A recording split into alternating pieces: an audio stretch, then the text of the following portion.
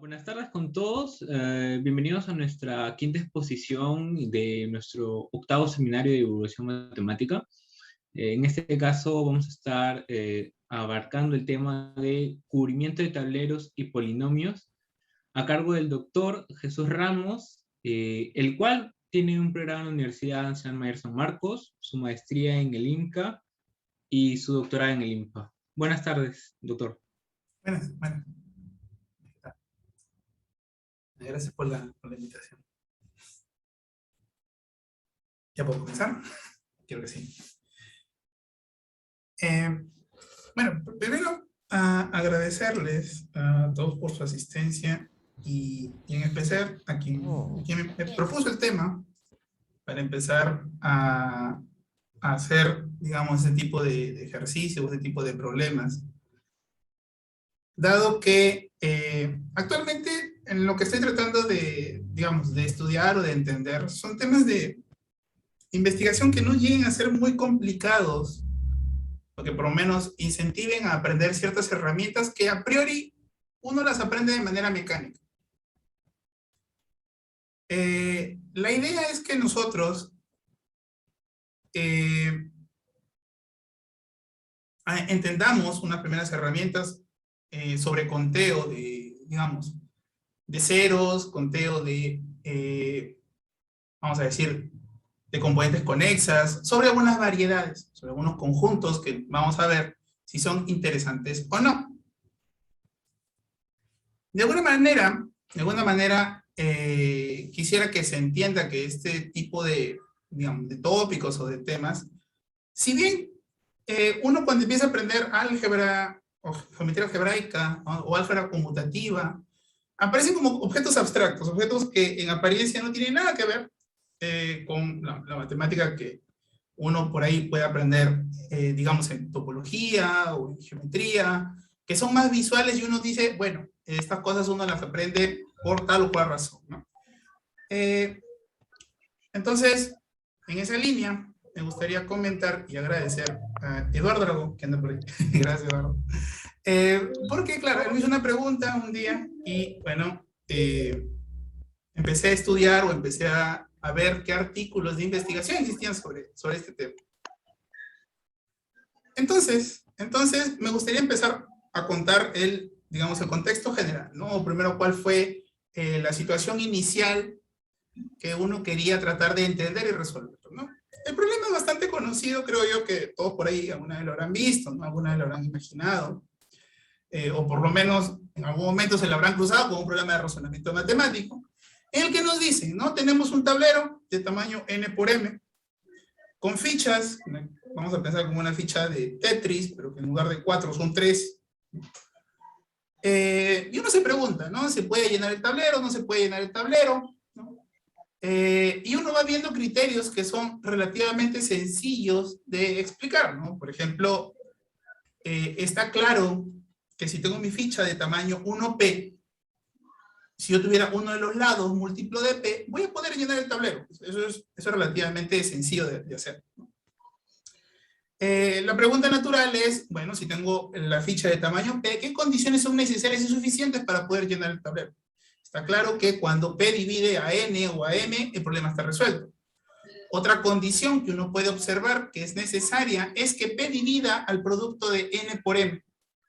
Porque de hecho, el número de casillas que van a estar llenadas va a ser n por m, ¿no? Y uno dice, ah, bueno, pues, como siempre lleno p casillas, p tiene que dividir a n por m. Quiero que se entienda que al momento de llenar no se permiten ni superposiciones, ¿no?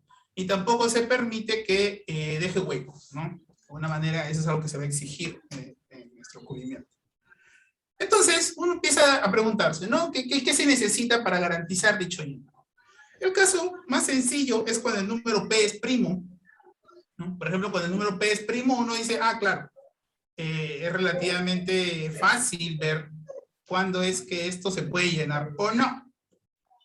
No, porque dice, bueno, p tiene que dividir al producto n por m, tiene que dividir a n o a m. Entonces, no hay nada más que decir. Pero claro, la primera pregunta sería, ¿qué pasaría si tenemos un tablero de tamaño 2 por 3 y una ficha de tamaño 1 por 6? Estamos viendo que el criterio no es suficiente, el criterio de la división de p para n por m, no es suficiente para completar el tablero. Entonces hay una respuesta un poco más interesante, un poco más ingeniosa, que involucra coloreos, ¿no? Que dice, bueno, empieza a colorear tu tablero utilizando 6 colores, ¿no? Color 1, color 2, color 3, color 6. De manera intercalada, ¿no? Seguramente ya se imaginarán cómo es que funciona este algoritmo. Y me dice 1, 2, 3, hasta el 6 y repite, ¿no? 1, 2, 3, 6, y aquí lo mismo, 2, 3, hasta el 6 y repite. Entonces lo que uno demuestra otra vez es que el número P, ¿no? En este caso 6, tiene que dividir alguno de esos extremos. Entonces uno dice, bueno, pues parece que el problema se puede resolver así, no hay mucho más que decir, pero claro, la pregunta que surge a partir de ello es, ¿qué haría en un caso general? ¿Qué haría cuando las fichas yo no sepa qué forma tienen? ¿Qué haría cuando el tablero no sea necesariamente rectangular? En esos casos, ¿qué procede? ¿Me tengo que poner a manipular o ingeniármelas un coloreo especial para cada uno de los casos?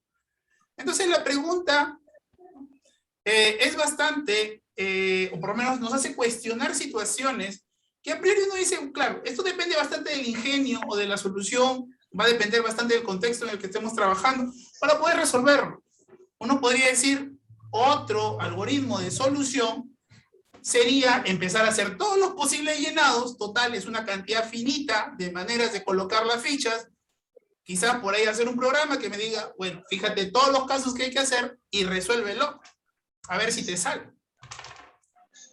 Entonces una manera de resolverlo, otra, o una manera de trabajar este tipo de problemas, ya de manera un poco más profesional, involucra hacer una biyección entre las casillas del tablero y monomios. Monomios del tipo x a la i menos 1 y y a la j menos 1. ¿Okay? Donde eso va a ser asignado para la casilla ij. Entonces, ¿qué es lo que va a pasar? Aquí me gustaría hacer un poquito de borrador. Para contar qué es lo que está pasando, ¿no? Entonces tenemos un tablero de tamaño n por m y nosotros colocamos una ficha, digamos por esta zona, ¿no? Digamos que lo ponemos de manera horizontal. Solamente para señalar cómo ha sido hecho el llenado, nosotros empezamos con 1, luego colocamos x, luego colocamos x al cuadrado y así seguimos avanzando. Por aquí empezamos a llenar con y al cuadrado y así en adelante. Y bueno, es razonable pensar que aquí aparece xy al cuadrado, x cuadrado, y así vamos completando el tablero, ¿no?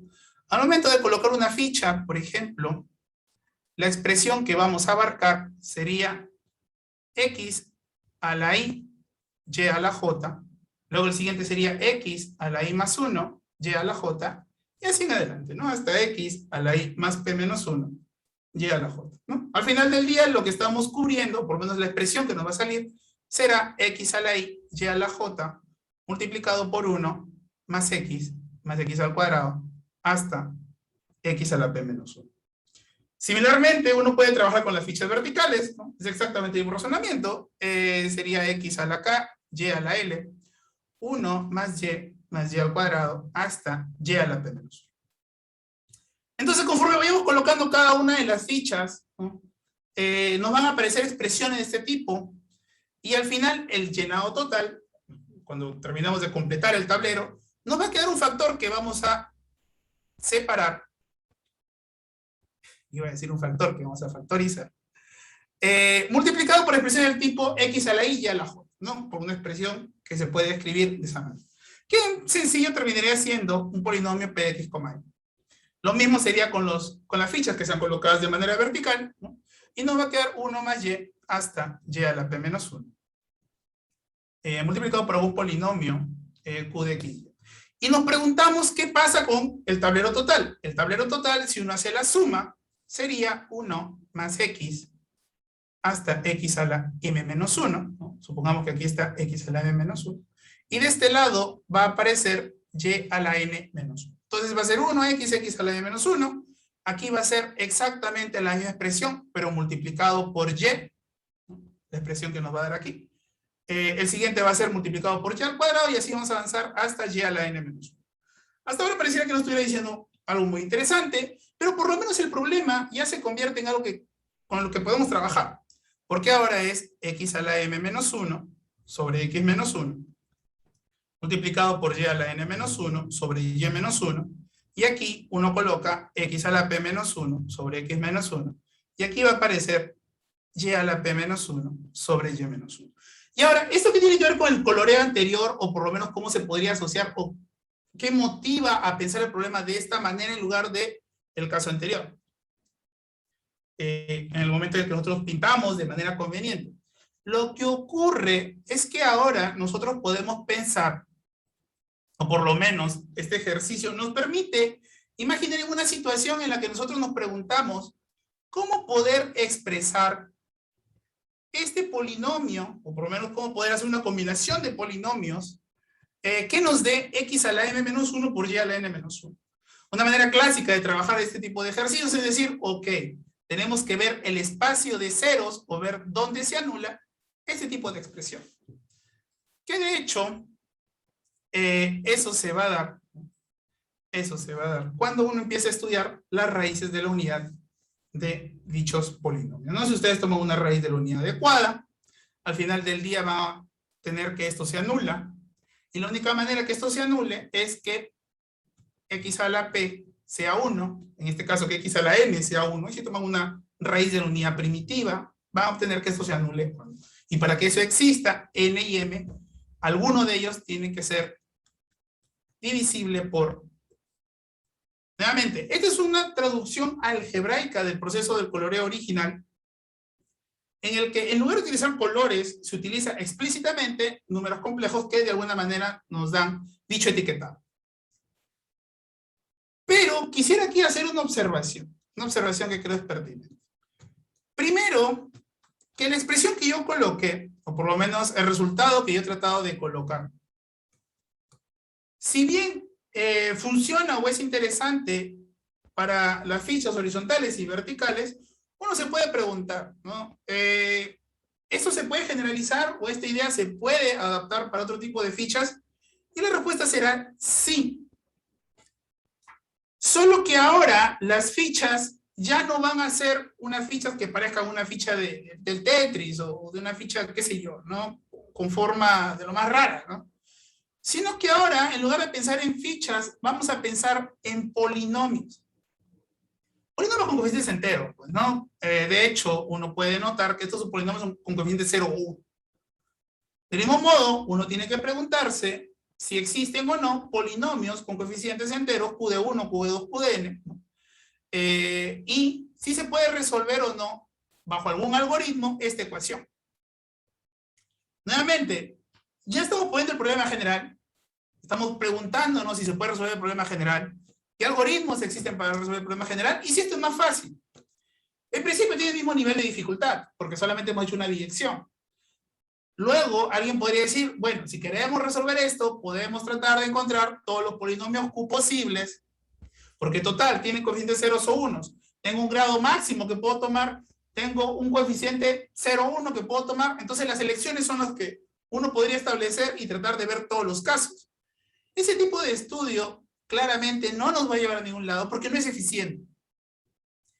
No, ni siquiera un método computacional debería tratar de buscar algoritmos por ese lado. ¿Por qué? Porque esos procesos serían de tiempo de ejecución exponencial, cosa que es lo último que van a querer presentar. Entonces, a nivel algebraico, ¿esto cómo se va a ver? Y si existen herramientas ya en matemática que resuelven esto o no. Vamos a ver el caso general, ¿no? Entonces, en el caso general tenemos un ideal, que recordemos, por ahí, para quien no sabe o no se acuerda, un ideal es un conjunto de la forma P de 1 por Q de 1 más P de 2 por Q de 2 hasta P de K por Q de K, donde estos elementos, por lo menos vamos a enfocarnos solo en ideal de polinomios, no en el caso general. P de I son polinomios que van a ser llamados generadores. Y bueno, los Q de cualquier cosa, solamente sabemos que son polinomios IA. X y Y. En general podemos tomar la cantidad de variables que ustedes quieran, no hay ninguna restricción. Y la pregunta sigue siendo la misma. Entonces, cuando uno empieza a aprender geometría algebraica, por lo menos la primera parte, cuando uno empieza a estudiar ese tipo de cosas, la primera respuesta, o por lo menos el primer teorema fuerte, el primer teorema importante, es el teorema de Nussenstats, el teorema de los ceros de Hilbert. Que para estudiarlo uno empieza a decir, ok, si yo tengo un ideal, puedo asociarle el espacio de ceros, que digamos son las soluciones a dicho ideal, es el espacio de puntos donde esto se anula, y preguntarse si es cierto o no que este polinomio se anula en dicho conjunto. Quiero que noten que esta ha sido la idea que hemos tomado en el problema anterior. Hemos demostrado que para que esta inclusión se dé, P tenía que dividir a N o a M. ¿No? El problema es que si nosotros aplicásemos directamente el teorema de los ceros de Hilbert, estamos obligados a trabajar en polinomios con coeficientes complejos. O por lo menos en un cuerpo algebraicamente cerrado. Quizás, qué sé yo, ¿no? En términos algebraicos, por último. Entonces, esa es nuestra primera restricción, que tenemos que trabajar con un cuerpo algebraicamente cerrado. Segundo, es que el teorema de Hilbert no nos garantiza para nada que el polinomio esté en el ideal. Nos garantiza que una potencia de dicho polinomio esté en el ideal. Entonces no sirve realmente el teorema de los ceros de Hilbert, por lo menos para este caso. Obviamente nos ayuda de alguna manera, ¿no? Porque decimos, ah, claro, si R pertenece al ideal, en particular R a la M pertenece al ideal, basta tomar M igual a 1. Y tenemos que tener esta condición. Claro, un lado funciona, pero el otro no nos sirve para nada. No nos da el verdadero sí, solo sí. Entonces uno dice, claro, este teorema no funciona, ¿qué teoremas más especializados tenemos o cómo podemos modificar la teoría para que sí funcione o ya fue? Entonces, esas son las observaciones que quería mencionar, pero hay otra que tampoco he mencionado y que sí es importante. Es que los coeficientes de los polinomios con los que estamos trabajando, a pesar de que yo les diga que trabajemos con coeficientes racionales, tampoco sirve. O sea, si trabajamos en un cuerpo, la solución tampoco va a servir. Ya, digamos que por alguna magia hemos evitado algebraicamente cerrado. Ya, decimos que trabajamos con un cuerpo, con números racionales. Pero nosotros no queremos números racionales, queremos números enteros que sean 0 o 1. Porque por último, aunque nosotros, digamos, ya, trabajamos con números racionales, lo resolvemos en números racionales, hacemos por ahí alguna maña para que solamente sean números enteros. Pero ni aún así tenemos el problema resuelto porque nos interesa coeficiente 0 o 1. Entonces el teorema de los ceros de Hilbert nos está debiendo bastantes cosas. Solamente nos permite descartar casos muy particulares. Pero el problema general no lo vamos a poder resolver. Entonces, es aquí que viene nuestro buen amigo Conway a salvarnos la vida, ¿no? Lo que dice Conway es, ok, sigue trabajando con lo mismo. Dice ya, olvídate del problema de tablero. Eso ya no sirve. Pero enfocémonos en el problema algebraico que sí queremos trabajar. Tenemos un polinomio, tenemos un ideal, queremos algunas condiciones para que, por lo menos con coeficientes enteros, por lo menos el problema original era con 0 o 1, pero ya, vamos a ver con coeficientes enteros se puede resolver. A ver, si trabajamos con ese proceso, ¿qué tipo de generalizaciones podríamos obtener? Por ejemplo, podríamos pensar en polinomios con más variables. Eso sería interesante o no. Y si lo podemos extender a estas ideas, si podemos extender estas ideas para polinomios con más variables, ¿cómo se vería geométricamente o cómo sería el llenado del tablero para ese tipo de casos?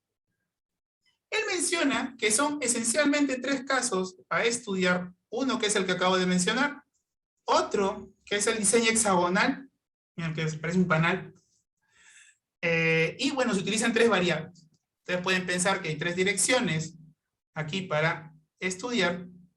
X se va para arriba, o se va para el costado. Por aquí recién aparecería X al cuadrado. ¿Está bien? Y claro, él dice, a lo mejor estudiarlo por aquí es más interesante. Entonces, ese proceso que él va, digamos, él va desarrollando, dice, claro, vamos a ver si se puede extender o no para polinomios con más variables y qué otra figura nos puede dar. Él, por ejemplo, menciona que es un álgebra completamente diferente, pero que es suficientemente interesante, cuando nosotros tenemos el plano teselado o particionado por triángulos. ¿Está bien? No voy a hacer ese diseño, es el que me interesa.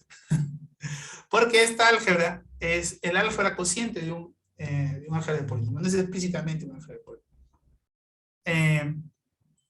Pero bueno, algo que también vale la pena mencionar es que el tablero ya no tiene por qué ser un tablero dos-dimensional, sino que también puede ser un tablero de dimensión n. Obviamente con la cantidad de variables necesarias para estudiar. Entonces, claro, dice, bueno, vamos a empezar a olvidarnos de cuál era el problema original, vamos a empezar a trabajar en álgebra, y una vez trabajemos en álgebra, regresemos al problema original. Pero, otra vez, si nosotros nos vamos a geometría algebraica, vamos a decir, pura, si nosotros nos vamos a álgebra conmutativa, que no tenga nada que ver con combinatoria, no tiene sentido hablar solamente de cocientes ceros y unos. A menos, claro, que estemos en un problema, que sí, geometría tropical. Pero ese no es el caso, ¿no? En este problema, nos estamos enfocando, por lo menos en polinomios con coeficientes enteros, donde hay algunas restricciones de pedir que los coeficientes solamente sean ceros o uno. Lo que él dice es, ok, vamos a relajar las condiciones y vamos a considerar solamente coeficientes enteros. Para suponer, ¿no?, que tenemos fichas con signo y fichas apiladas una encima de la otra. Entonces, bueno, uno puede considerar que en este caso, esta casilla, ¿no?, esta casilla roja ha sido llenada, esta casilla roja ha sido llenada, esta casilla azul tiene menos una ficha y esta casilla azul tiene menos una ficha. Entonces todavía no ha sido llenada. Mientras que esta que está en medio en la intersección tiene cero fichas encima de él. Entonces la pregunta es la misma. Al final del día se consigue o no el polinomio. Entonces, esto lleva a un detalle que tiene que ser corregido. Porque ahora el problema va a empezar a tener singularidades. ¿Se nota por qué va a empezar a tener singularidades? Eso quisiera preguntar. El problema va a empezar a tener singularidades porque ahora se nos permite salir del tablero, colocar una ficha roja aquí, y a la vez una ficha azul aquí. Eso puede parecer bobo, eso puede parecer que no está diciendo mucho, porque ¿para qué voy a poner una ficha que luego se cancele?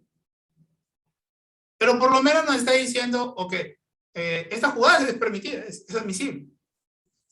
Pero si nosotros estamos considerando a él como 1, él como x, x al cuadrado, x al cubo, ahora tenemos un problema, porque ahora va a aparecer un x a la menos 1, x a la menos 2, y demás expresiones polinomiales que ya tienen exponente negativo.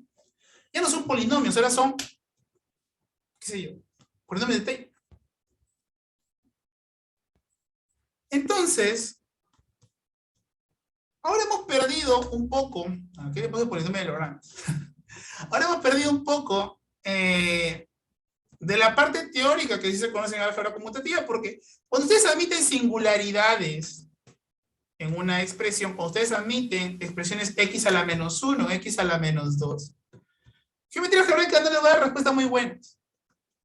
Ya el teorema de Nussstein-Stars, de los ceros de Hilbert, ya no funciona tan igual. Ahí la geometría lo que hace es encontrar un modelo que sí sea, adecuado. De alguna manera, quisiera que se entienda este problema como, empezamos con una variable algebraica o con el abierto de una variable algebraica cerrada, Y nosotros lo que vamos a ver es que ese abierto de una variedad algebraica cerrada es el cerrado de una variedad algebraica de dimensión mayor.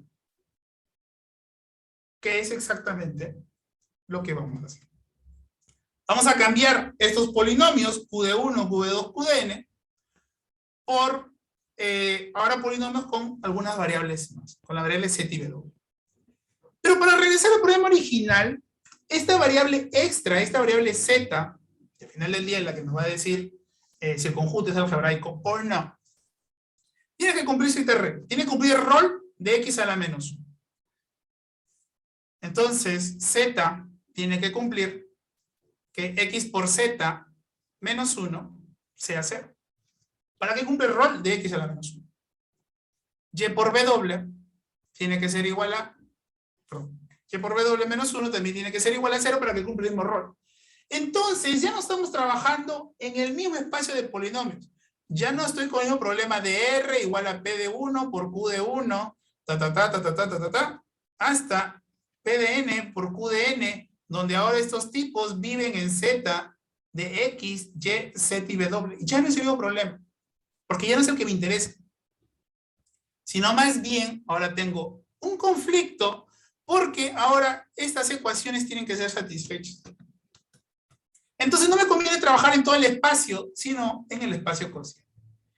Y quiero creer que no es difícil demostrar que estos dos conjuntos son isomorfos.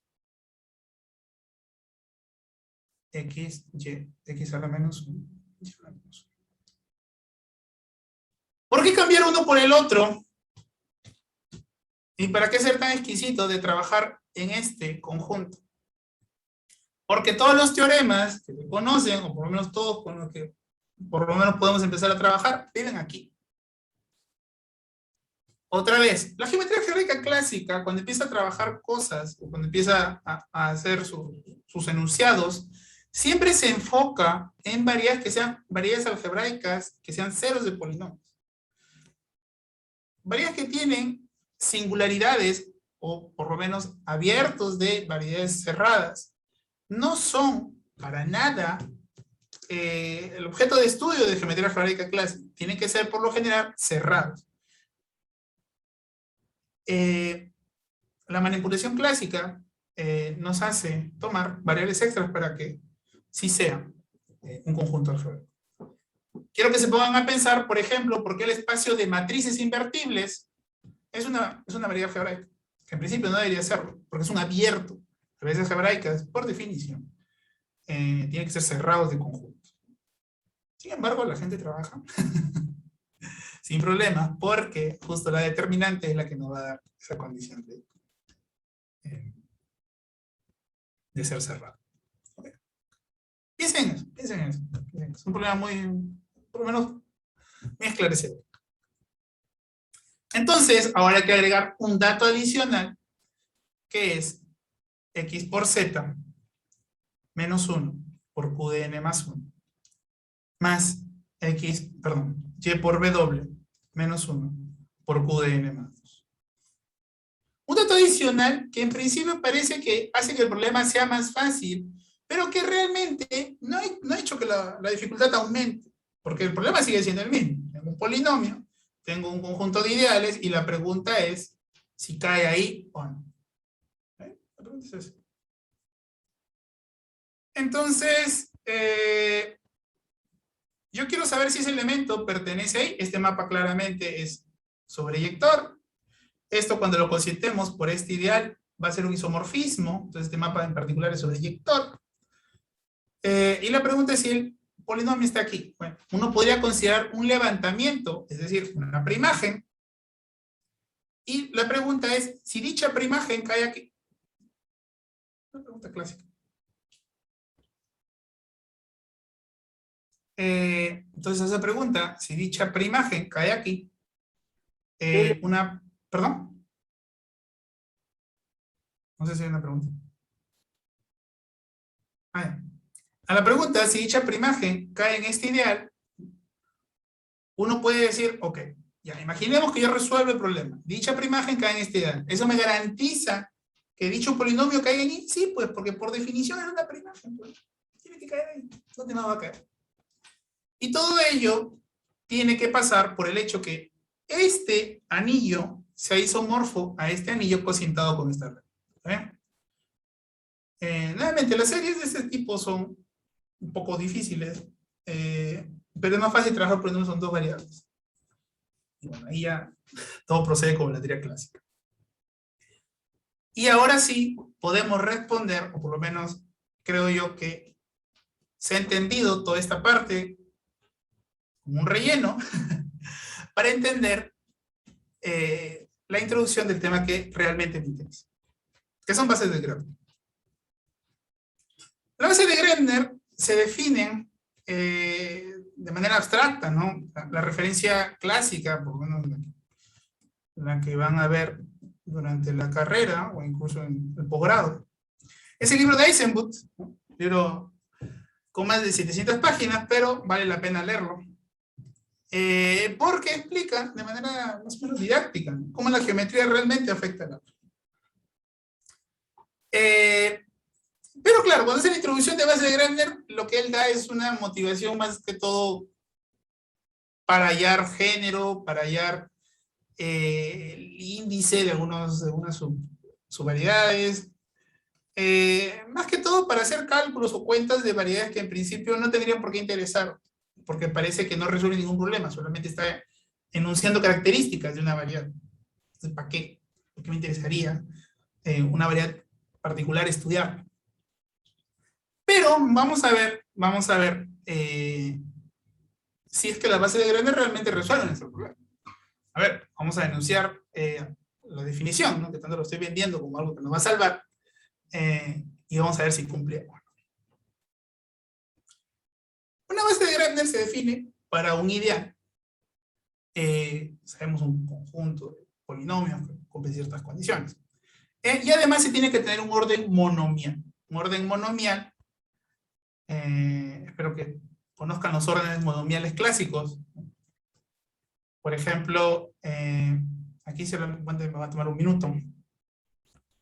El orden lexicográfico, que es el más común. Ecográfico, que es uno de los más comunes. Hace que, bueno, si tenemos la letra X1, X2 hasta XK, hace que X1 sea mayor que X2, mayor que XK. Y de hecho, esto se va a mantener para monomios, ¿no? Que X1 al alfa 1, X2 al alfa 2, XK al alfa K va a ser, alfa K, va a ser mayor que X1 a la beta 1 hasta XK a la beta K. Si alfa 1 es igual a beta 1, hasta alfa L es igual a beta L. Y alfa L más 1 es mayor que beta a la L más 1. Este es el orden lexicográfico, vamos a decir, el más clásico. Y hay otro orden monomial que también es bastante útil, que es el orden lexicográfico graduado. Que bueno, el nombre graduado solamente nace como la suma. Si esta suma es mayor, ya le ganó, o cuando ocurra esta situación. O si la suma es igual, aquí, quizás ese dato debe ser colocado, se aplica esta condición. ¿Está? Se fija hasta dónde coinciden y luego cuándo le va. Obviamente que si son iguales, no hay un mayor, ¿no? Solamente es igual.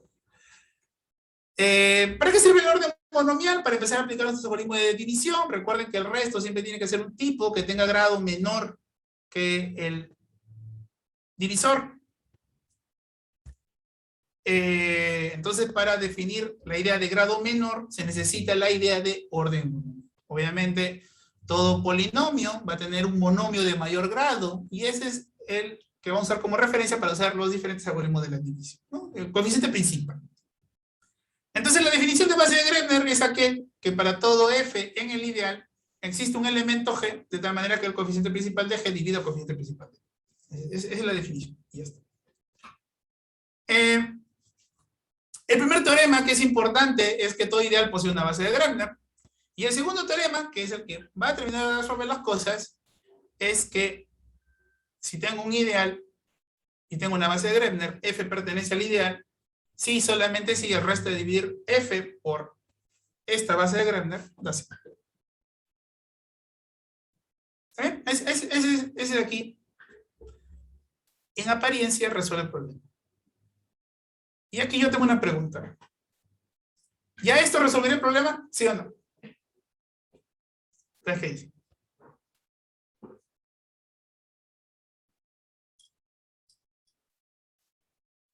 Bueno, creo que mejor les adelanto la respuesta y me dicen, ¿por qué no resuelve?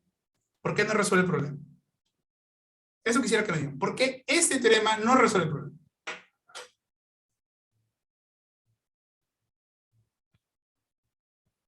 En apariencia parece que sí, ¿no? Tenemos el ideal. Del ideal sacamos la base de Grabner. Ya sabemos previamente quién es F porque lo construimos a través del tablero. Y la pregunta es, admitiendo, ¿no? Admitiendo coeficientes, ya no necesariamente del tipo 0 o 1. La pregunta es si esto resuelve o no el problema.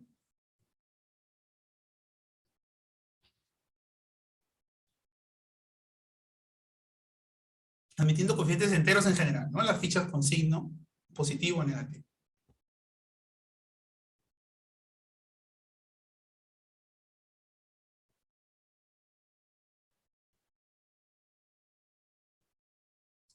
Entonces, bueno, como les mencionaba, la respuesta es no. La verdad es que tienen que rehacer todo el teorema de la base de Grabner porque se está trabajando con un cuerpo. El conjunto de los números enteros no es un cuerpo. Porque podría darles al final del día que lo que obtengan es que 5 veces F está en el ideal, pero no necesariamente F. Esa es la cuestión. No sé si se entiende lo que estoy tratando de decir. Quiero creer que sí.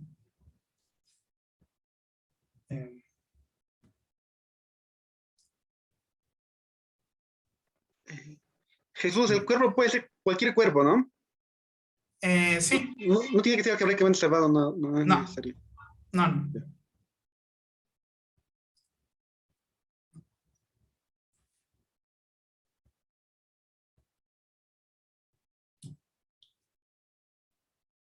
Jesús, ¿esa base siempre existe? ¿La base de Grabner? Sí. Ya. No, de hecho, voy a conversar también. ¿Quién nos dice que dicha base existe? Hay un algoritmo ya completamente establecido que nos dice que dicha base existe. Lo construye, dice, tenemos un conjunto de polinomios, vamos a ver que este conjunto de polinomios realmente nos da, bajo algún tipo de manipulación, dicha base de Grabner. Que lo que va a hacer, empiecen con una lista cualquiera, F1, F2, F2.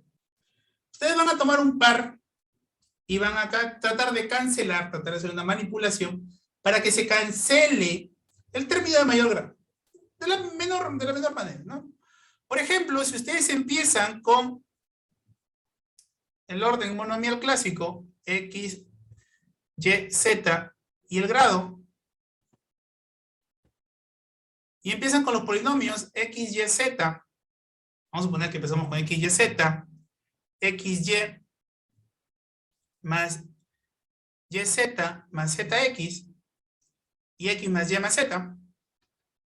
Vamos a ver qué sale. Vamos a ver qué sale. Entonces, si tomamos estos dos, queremos cancelar el término de mayor grado, por ejemplo, aquí el término de mayor grado sería simplemente X, Y, Z, menos Z por XY más YZ más ZX. Final del día nos va a quedar menos XZ al cuadrado, que es el término de mayor grado, menos y z al cuadrado. Eso es lo que va a quedar. Entonces el primer paso es encontrar dichos tipos y el segundo es ver si el resultado de dividir este polinomio por el resto de polinomios nos da 0 o no. A ver, ¿quién es el monomio de mayor grado aquí? Sería xz. El monomio de mayor grado de este término es xyz, de este término es xy, y el monomio de mayor grado en este término es x. Primera pregunta, ¿él divide a xz al cuadrado? No. Entonces, el primer coeficiente de dicha división va a dar 0.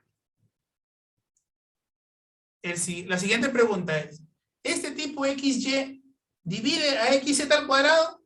No. A pesar de que existe un término xz, se considera que esta expresión no divide a dicho coeficiente, perdón, a dicho polinomio. Entonces se coloca 0 por xy más yz más zx. Y bueno, x divide esta expresión, en este caso sí. Entonces nos quedaría menos z al cuadrado por x más y más z. Y el resto de esta división sería z al cubo. Entonces nos quedamos con z al cubo y al ser una expresión no nula, se coloca en la lista. Y este proceso se repite hasta tener una lista grande, con probablemente 1000 términos. No sé, no me importa. Luego, algo que se demuestra es que este algoritmo va a parar porque de hecho los nuevos polinomios que uno vaya encontrando siempre van a ser de grado menor que el mayor que nosotros obteníamos. Entonces va a ser una cosa que va a caer y en algún momento se va a tener que detener, no puede caer de manera indefinida. Y ya después de todo ese proceso, después de todo ese enlistado, tenemos que eliminar polinomios cuya división por el resto sea 0. Por ejemplo, si nosotros quisiéramos fijarnos si se elimina x y z, tendríamos que ver si él es divisible por todos estos de aquí. Que de hecho sí lo va a hacer. Te lo voy comentando que eso sí va a pasar. No, solamente para ver, porque eso se va a dar. Sigue de tomar x y z igual a z por xy más yz más z por x más menos z, bueno, 0 por este bicho de aquí. No, 0 no. Más menos z al cuadrado x y z más 1 por z al cuadrado. Entonces este va a desaparecer. Entonces se va a repetir y cuando ya ninguno puede escribirse como una operación de los demás, o sea, la división por 0 nos dé todos ceros, obtendremos una base de grado. Es el algoritmo de Buchberger. No voy a demostrar por qué el algoritmo de Buchberger funciona. Nuevamente, los invito a leer el libro de Eisenberg. Es un libro muy bueno. Ya saben, en esas páginas rusas, donde vamos a encontrar todo tipo de fuentes, ahí lo pueden encontrar. Entonces, una vez acaben todo ese proceso, obtengan el polinomio minimal, la pregunta que es razonable es, ¿cómo es que esto funciona cuando trabajemos con polinomios con coeficientes enteros? ¿Qué tal si por ahí me aparece un medio, un cuarto o un quinto? Lo que ocurre es que nuestros monomios iniciales tenían coeficientes ceros o unos. Y un teorema que no es complicado de resolver es que cuando ustedes hagan el proceso de división para polinomios mónicos, es decir, con coeficiente principal 1, el algoritmo de la división debe entregar también coeficientes enteros. Por ello que se puede trabajar con cualquier parte.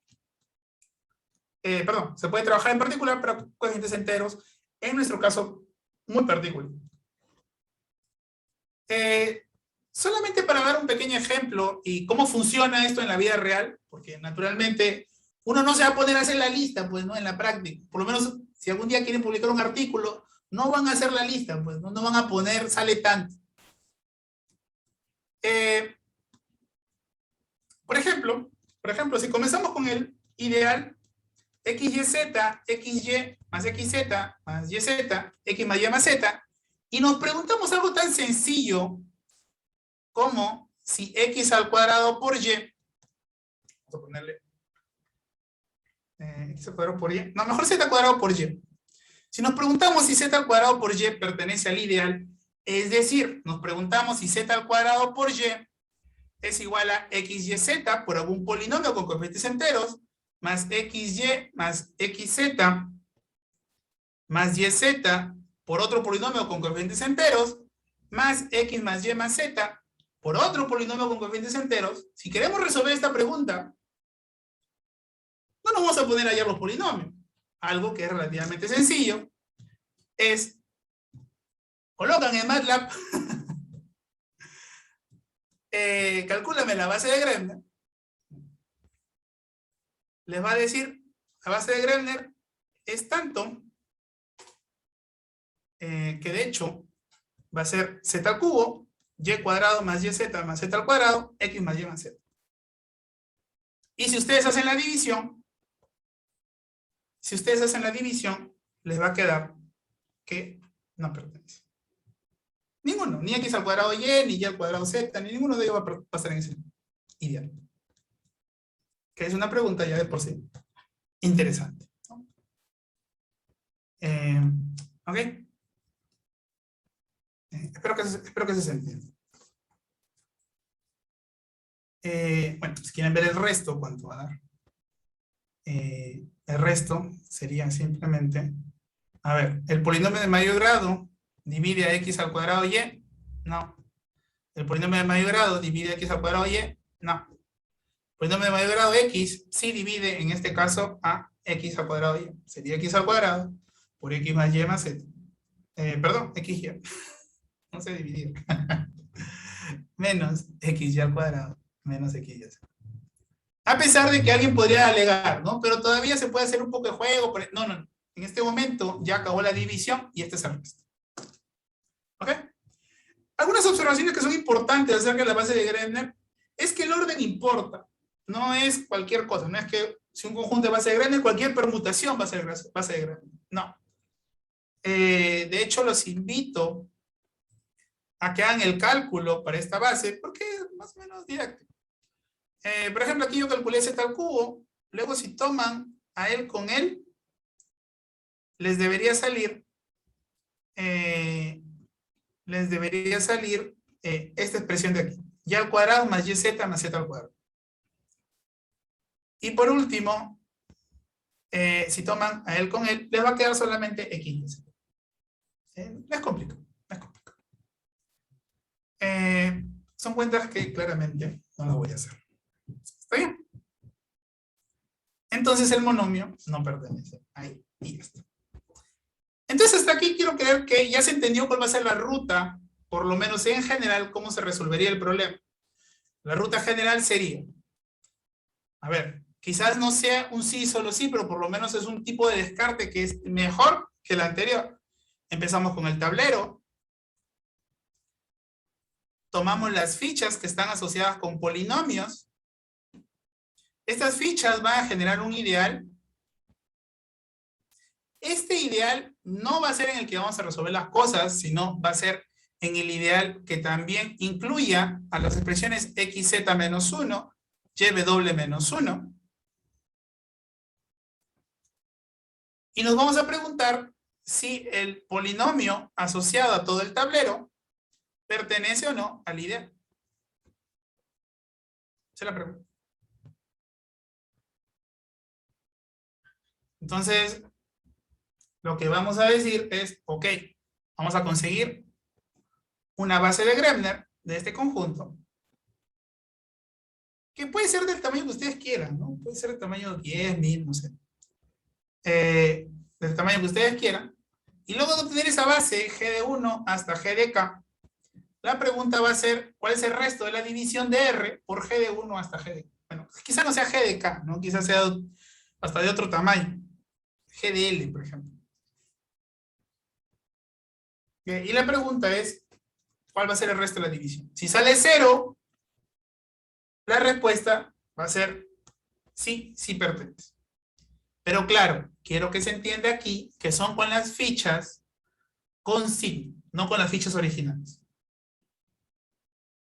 ¿Está bien? Entonces, eso es un primer tipo de descarte, un poco más especializado.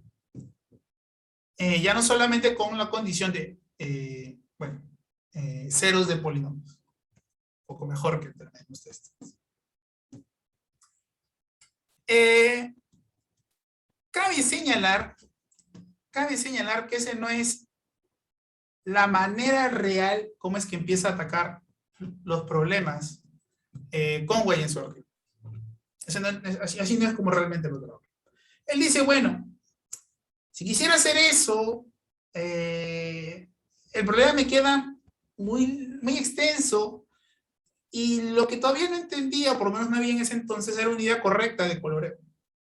Él decía, bueno, los intentos de coloreo que estoy obteniendo no resuelven mi problema y lo hacen un poco más complicado. O sea, él comentaba, o por lo menos comenta en el artículo, que probablemente haya algo que sí se pueda hacer, ¿no?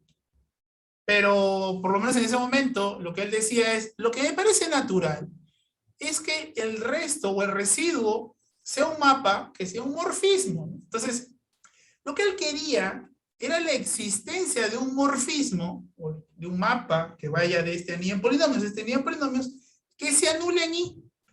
Lo que él decía es, si este mapa existe, probablemente uno pueda trabajar con color. Probablemente uno puede decir, ok, ese mapa tendría que ser la idea natural de coloreos para este tipo de polinomios. Porque, si ustedes se ponen a pensar, un coloreo termina siendo la evaluación en números complejos, y la evaluación es un mapa, es un morfismo, ¿no? Que es el morfismo de evaluación. Aplicación de evaluación, no hay ninguna novedad. Entonces, esa ruta, si nosotros quisiéramos emplearla, lo que dice como es que no, porque si tomamos el resto, eso no es un morfismo. O sea, por ejemplo, ¿no? Una división tan sencilla como x al cuadrado, al dividirlo por, qué sé yo, por xy, me bota x al cuadrado. X al cuadrado de y, y, al dividirlo por xy, me bota y. El producto tiene multiplicación x al cuadrado y, pero el resto ahora va a ser 0, que es diferente del producto de x. Entonces ahí hay errores, ¿no? El producto x cuadrado por y no es un morfismo de álgebra. Es un mapa de espacios vectoriales, quizás, ¿no? Pero eso no es lo que quiere. Él lo que quiere es un morfismo. ¿Quiere un morfismo? Morfismo tiene que dar. Y bueno, realmente no lo hay. Tienes razón. No lo hay. Pero en caso exista, y eso es la motivación, digamos, si eso existiera, en casos concretos sí los hay. De hecho, en los casos concretos que él coloca, sí los hay. Él coloca, no encontré. Pero sí los hay. Son llamados coloreos generalizados. Y bueno, la pregunta es, ¿qué teoremas uno podría esperar de esos coloreos generalizados y por qué los buscaría? Lo buscaríamos, y ese es el teorema de Bodini, su publicación, porque optimiza la cuenta. Dice, en lugar de tener la región total a la región global, si la región teselada, ¿no? Con polígonos, con cuadriláteros, perdón, es simplemente conexa, solamente importa el borde para hallar si está en el ideal o no. Pero claro, él necesita algún tipo de restricción. Necesita que el polinomio asociado a subir, bajar, ir a la izquierda y a la derecha, menos 4, no sea un divisor de 0. Es decir, con esa condición, él dice, bueno, en estas condiciones, al final del día, si yo quiero ver que si puedo llenar o no este tablero, solamente me importa la condición del borde. Lo cual optimiza el cálculo, porque ya no importa todo lo que está aquí al medio. Y bueno, cabe señalar que la demostración que él hace no es tan complicada. Lo complicado quizás es entender la parte que están por el medio.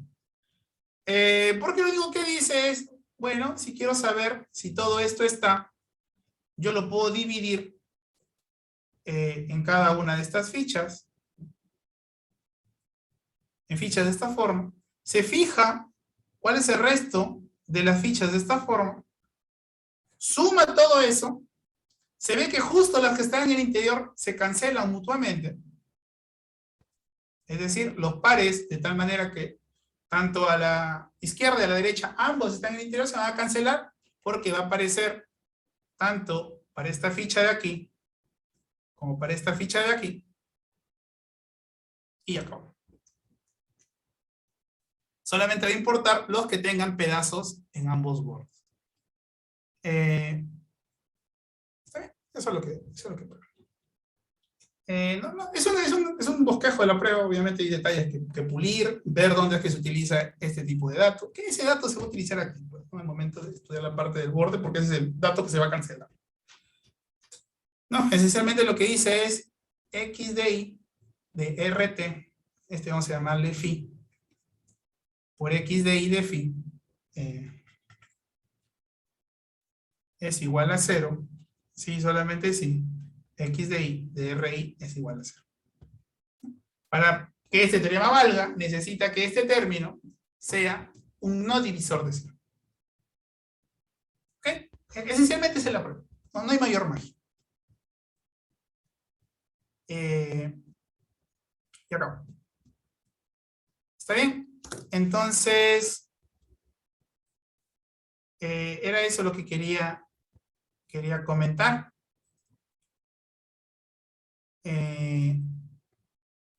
Era eso lo que quería comentar. Ya solamente les voy a dejar algunas referencias para que las lean. Nuevamente, esta parte de geometría algebraica es interesante a nivel de que justifica la creación de esta parte teórica, ¿no?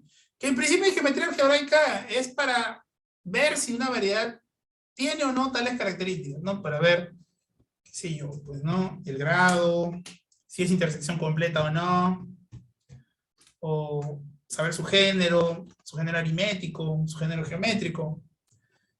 Pero, para quien hace geometría, ¿no? Eso de ahí es una cualidad, no un objetivo y ya está. Sin embargo, esos cálculos que uno podría decir, pero ¿para qué aprender toda esa parte teórica si al final del día una calculadora lo podría hacer? Se justifica, por lo menos a nivel computacional o a nivel combinatórico, al momento de tratar de resolver este tipo de ejercicios, este tipo de problemas, que son altamente no triviales. Ya para terminar, yo había mencionado que Conway no toma este análisis. Él, de hecho, lo que define es una clase especial de homología para las figuras. O sea, dice, de hecho, él trata figuras no necesariamente, bueno, sí trata figuras simplemente conexas, ¿no? Digamos un tablero, o figuras de este estilo, o de este estilo, ¿no? De este estilo. Y define algo que es el borde combinatorio. ¿Ok? No quise tomar ese tipo de recursos porque esta parte de geometría ya es un poquito más complicada. Requiere otro tipo de matemática. Si lo quieren buscar, es llamado el problema de, no sé, de Tilly. El problema de cubrimiento. Y ya está. Muchas gracias, doctor Ramos. Bueno, vamos a pasar a la sección de preguntas, así que si alguno de los presentes tiene alguna pregunta, se les invita a hacerla, por favor, mediante chat o por micrófono.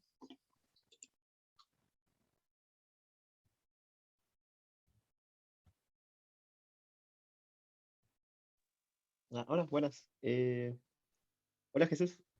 Hola, Juan. Una pregunta. ¿Qué relación tiene que ver con lo de, o sea, ¿Por qué Conway llama su artículo la relación con combinatorial group theory? ¿Qué, cómo qué? O sea, ¿aparece un grupo de Coxeter o algo así? ¿O es otro tipo de grupos? No, no, no es un grupo de Coxeter.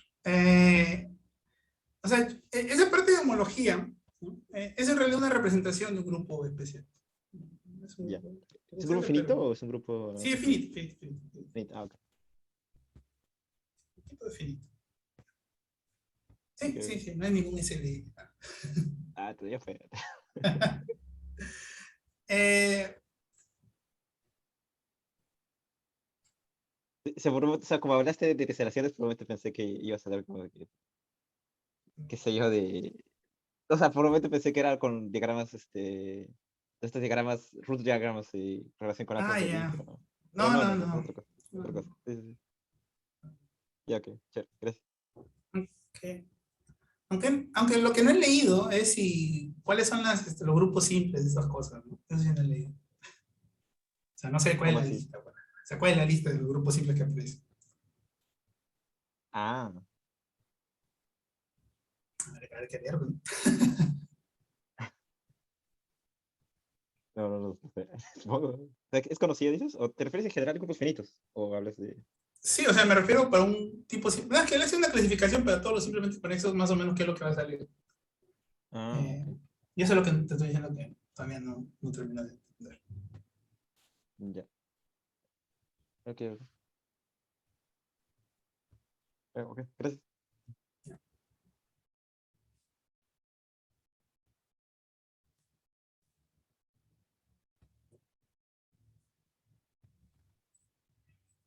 Yo tengo una pregunta.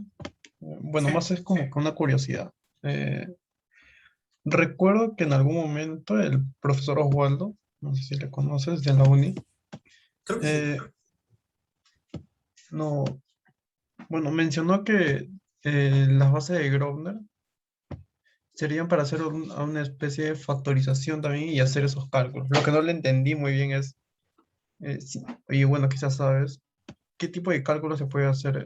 ¿Era exactamente para intentar hacer una especie de factorización a... Eran como la función z, pero truncada. Creo que es una función de Dirac. La verdad que no recuerdo exactamente. No sé Ah, si está relacionado o ya me estoy yendo por otro camino. eh, la función Z. Creo que hay un experto de la función Z. Pero bueno, era truncada en sí. Era como que uno hasta un cierto n, ¿no? No, no exactamente la función z. A no ser que se refiera a la prueba de la versión combinada, perdón, de la versión eh, de geometría algebraica, o sea, para cuerpos finitos, del teorema de la función Z de Riemann. eh, no sé cómo se utilizaría la base truncada, o sea, perdón, la expresión truncada de la función Z. Ah, gracias. Sí, como yo solo escuché que una vez lo mencionó, yo estaba en primeros ciclos y no entendía muy bien todo eso. Ah, Ya se fue el experto. Dice. sí, ya se fue ya. Pero tenemos a Juan. Em, Bueno, bueno, yo sí te puedo decir para qué es el usado. Yo sí te puedo decir eh, para qué tipo de problemas, o por lo menos qué tipo de ejercicio me gustaba atacar. Eh, una pregunta que es más o menos recurrente, ¿no? O por lo menos una situación eh, que nosotros, o por lo menos que a mí me interesa, es si te dan una variedad compleja, una variedad compleja X, tratar de calcular su género, ¿no? Tratar de ver, qué sé yo, preguntas como el género. Ya la dimensión es un problema complicado. Si es que esto te lo dan como el espacio de ceros de una lista de funciones holomorfas o polinomios. Eh, entonces, si por ejemplo algo tan sencillo como la dimensión no es fácil de calcular, porque si yo te doy, por decirte un ejemplo, ¿no? Eh, digamos que tenemos matrices complejas. Y yo te digo, fíjate todas las que tienen rango, qué sé yo, rango 3. Un problema así de ese estilo. Si tú quieres calcular la dimensión, utilizando a los polinomios, no te va a salir. No te va a salir. Bueno, quizás por ahí te sale para casos particulares de... bueno, para casos particulares, inclusive para valores grandes, ya no es tan sencillo. Lo que puedes hacer, ¿no? Lo que puedes hacer en cambio es, en el caso general, ya digamos no estamos hablando de matrices, ni de rango 3, ni nada. En el caso general, lo que puedes hacer, y la herramienta común, es tratar de utilizar bases de Gremlin. Es decir, tomar estos polinomios, encontrar f de 1, f de 2, f de k, y con ello pensar en x como el espacio de ceros de f de 1 hasta f de k. Y esperar de ahí si tienes suerte o no, que depende mucho de la situación, que x sea la intersección del espacio de ceros de todos ellos. Que no tiene por qué ser. Entonces en ese caso ya sí puedes hablar de la dimensión de x, lo puedes encontrar explícitamente. Y las cuentas del género, por eso tienes que hacer tu secuencia exacta larga, empezar a cancelar para f1, f2, f de k, y luego empezar a resolver. Nuevamente, eso de ahí es toda una chamba que claramente no lo va a hacer un ser humano, y quien termina haciéndolo es por algún programa por ahí que aparezca. Hay muchas páginas que les pueden ayudar para hacer esas cuentas. Pónganse a pensar, este es similar a Wolfram, ¿no? Hay integrales que ustedes jamás van a calcular porque lo va a hacer Wolfram por usted. Y ya está. No hay mayor argumento. Entonces, ese es el contexto en el que yo utilizaba bases de grafo. Para otro tipo de situación, para otro tipo de problema específico, no lo sé. No lo sé. Seguramente la hay, ¿no? Pero inclusive en estos casos a mí tampoco era que me llamara mucho la atención. Yo decía, bueno, mejor lo calculo como cosa particular, ¿no? Eso ya depende bastante de lo que se haga a futuro. Bien, gracias. Gracias. O sea, hay como que programas, o sea, como, qué sé yo, Sage o algo así, que te dice el género de una variedad o algo así, ¿o? Bueno, primero te da la base de Grebner y después te Ok. dice en qué momento acaban las cisillas. Entonces ya Ok. sabes, ya sabes dónde vas a acabar, ¿no? Ya, ya, ok. O sea, ya sabes cuál va a ser la longitud de tu tamaño, de tu secuencia exacta, ¿no? Claro, claro. Ya, Y ese es el pero, género, dices. Ah. bueno, te da o sea, tiene la dimensión del H1, ¿no? O sea, Ah, porque ya tienen los módulos, pasas a las exactas, y ya solamente es calcular la dimensión de H1. claro, claro. Ok, ok. Ah, ok. Ok, gracias. Y bueno, no estoy seguro, pero MATLAB debería también tener esto. Tiene base de... Siempre, por esas cosas, siempre he escuchado que la gente usa o Sage o algo así, ¿no? Es libre, ¿no? Ah, sí, sí es Yo nunca libre. usé Sage, ¿no? Ah, bueno, MATLAB no es libre, pero no. Claro, MATLAB, o sea, está usando versión pirata, ¿no? Pero yo ahorita no puedo. No, yo sí tengo mi usuario. Ah, mira. Eso me has acusado injustamente, Juan. Ok, qué cool. Ok, ok. No, sí tengo mi licencia y todo. Ok. Pero por ser de la uni no les dan licencia.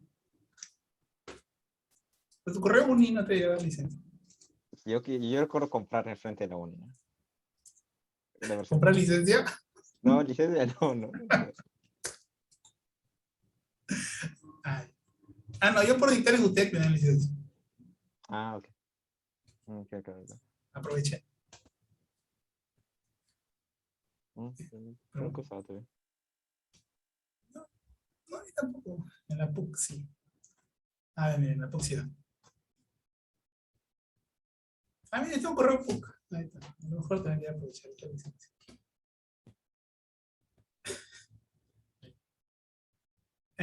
¿Por qué no? No, pues no te vas a poner a hacer las cuentas tú, imagínate. Nadie. Para el Sicilian no me acuerdo cuál es el nombre, pero sí, sí tiene.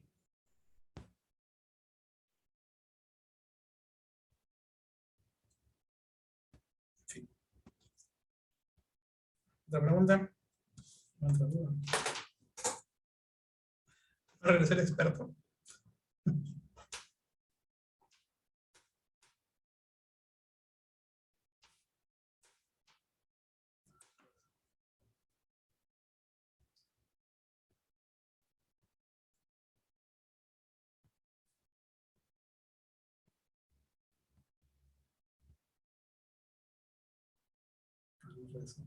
El Kunwei del artículo que mostraste es el del juego de la vida, ¿no?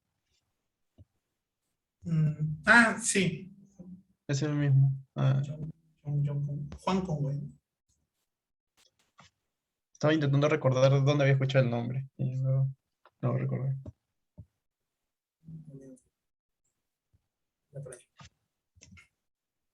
Sus artículos son bonitos. Pero sí que hay que conocer. ¿Y está algo relacionado ese artículo con lo que viene a ser el juego de la vida? No, no, No. no. Mm. No.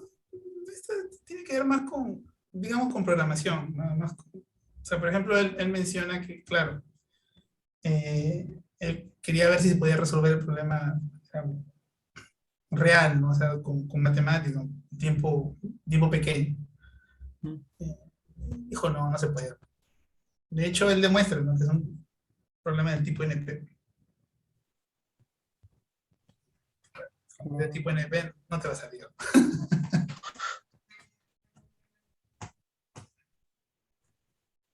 Bien, creo que no hay más preguntas.